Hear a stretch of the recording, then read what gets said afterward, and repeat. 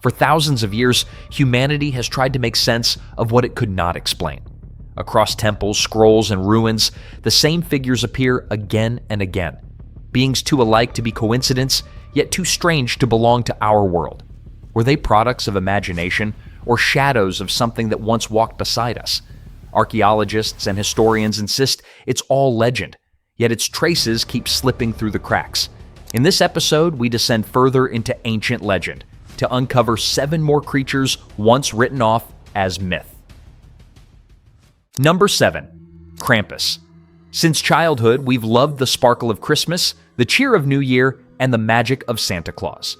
But in parts of Europe, there's another visitor who arrives during this festive time. One who doesn't bring gifts, but punishment.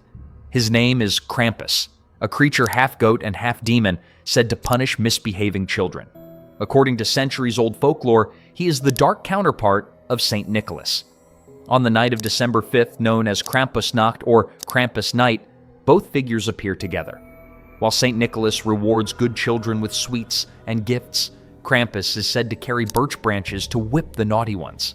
Some legends claim he stuffs them into a sack and drags them away. Others say he devours them or takes them to the underworld. The word Krampus comes from the German word Krampen, meaning claw. His origins stretch back to ancient Alpine traditions long before Christianity.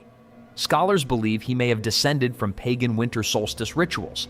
In Norse mythology, he was even linked to Hel, the goddess of the underworld. Even though no one truly believes Krampus is real, his legend refuses to fade. In Austria and Germany, people still celebrate the Krampuslauf, or Krampus Run. The festival almost disappeared in the 1800s, but was revived in the late 20th century as a way to preserve Alpine culture. Men dressed in fur, horns, and chains parade through the streets, scaring spectators. Krampus has since gone global. Some say his return is a reaction to the commercialization of Christmas, a reminder that the season once carried both joy and fear. Number 6. Dullahan. If you grew up watching Ghost Rider, you probably remember the fiery skull, the roaring engine, and the blaze that lit up the night. But centuries before Marvel's Rider of Vengeance, Ireland had its own legend, one that haunted empty roads long before engines existed. The Dullahan is one of Ireland's oldest supernatural figures, dating back to medieval times. Described as a headless horseman dressed in black, he rides a dark stallion whose eyes burn like fire. In one hand, he carries his own head, pale, decaying, and with eyes that can see across vast distances. In the other, he holds a whip made from a human spine.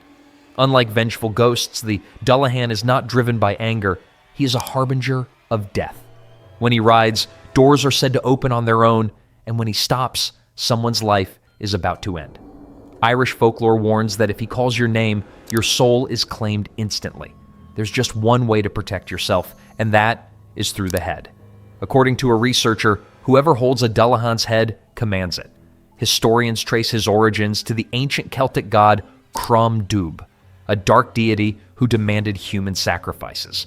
When Christianity spread through Ireland around the 5th century, such rituals were abolished, but the legend remained. 5th on this list is Medusa, one of the most recognized figures in all of Greek mythology.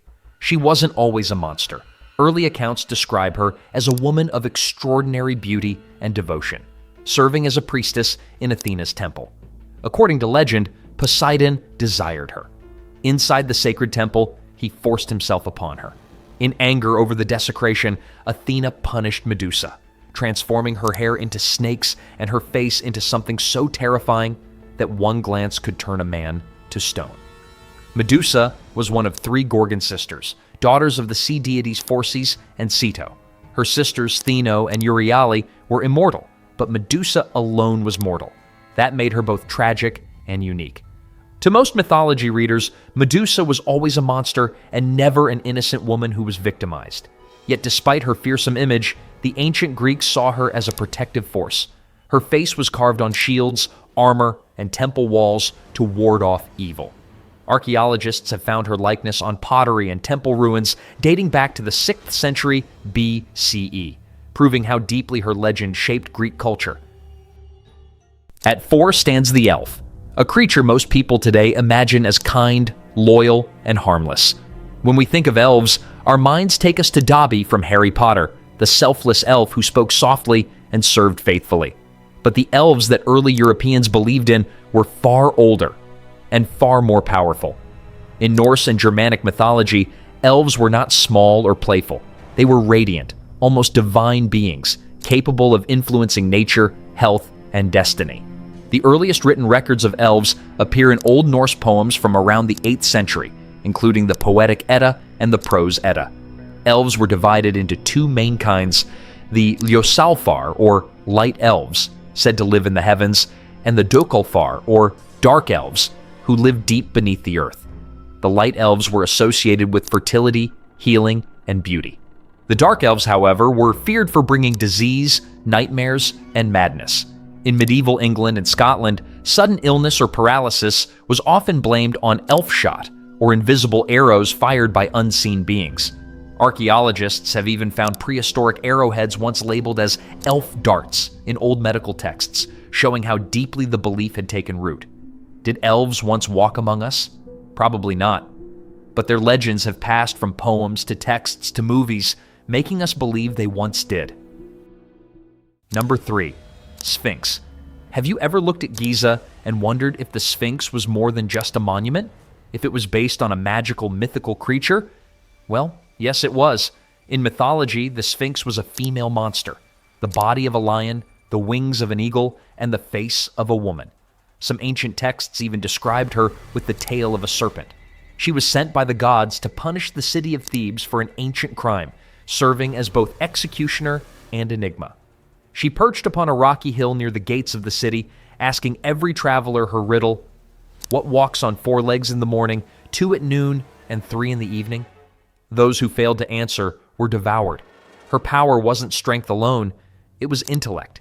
The Sphinx symbolized wisdom twisted by cruelty, knowledge used as a weapon. In art, she appeared seated and watchful, her expression calm but predatory. What's astonishing is that the Great Sphinx of Giza wasn't even called the Sphinx until thousands of years later. The name came from the ancient Greeks, who saw the statue and linked it to their own mythical creature. Sphinxes became common in ancient sculpture, a guardian in Egypt, a killer in Greece. The Sphinx remains one of mythology's most enduring symbols: beauty, power, and mystery, carved into one impossible being. At number 2 lies the succubus, a creature born from desire, fear, and the dark corners of the human mind. For centuries, she was believed to visit men in their sleep, seducing them, draining their strength, and leaving them weaker with every encounter. The name succubus comes from the Latin word succubere, meaning to lie beneath.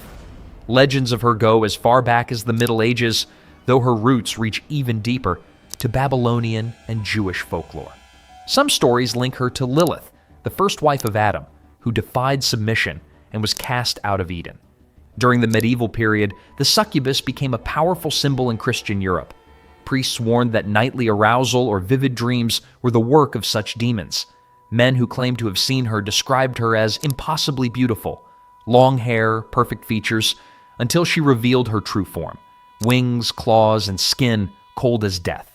Monks and scholars wrote of her in horror, while painters in the 15th century portrayed her perched above sleeping men, a living embodiment of sin. Today, many people still claim to have experienced something similar to succubus in their dreams, saying, yes, it really happens. You go to sleep, you have a dream of a really enticing spirit, and when you wake up, you'll find out that the spirit may be a dream.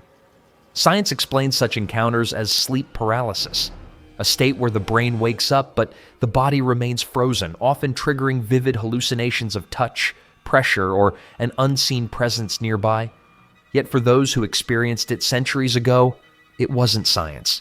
It was the supernatural, and to them, it felt real, terrifyingly real. Number 1. Anubis. Speaking of Egyptian mythology, no figure stands taller in mystery than Anubis, the god of death, mummification, and the afterlife. For over 5,000 years, his black jackal head has symbolized both the fear and the promise of what lies beyond. Anubis is one of the oldest deities ever recorded, dating back to around 3,100 BCE. He was depicted as a man with the head of a jackal, a creature often seen near cemeteries scavenging among the graves. To the ancient Egyptians, this wasn't a symbol of decay, but of protection. Anubis was the guardian of tombs, the guide who ensured every soul found its way to the next. Archaeologists have found countless statues, amulets, and temple carvings bearing his image from Saqqara to Thebes. His name, Inpu, meant to decay or to purify, reflecting his sacred role in embalming and preserving the body for eternity. Over time, Anubis evolved from ruler of the underworld to its protector. Yet his purpose never changed: to stand at the edge of life and death, guiding every soul to its final rest. In Egyptian belief, death was never the end. It was the beginning of a journey. And Anubis was the one who walked beside you. And that's the end of Part 8. If you thought these legends weren't chilling enough, wait until you see what came before. Dive into Part 1 to 7, where we uncovered creatures so bizarre you'll wonder how they were ever forgotten.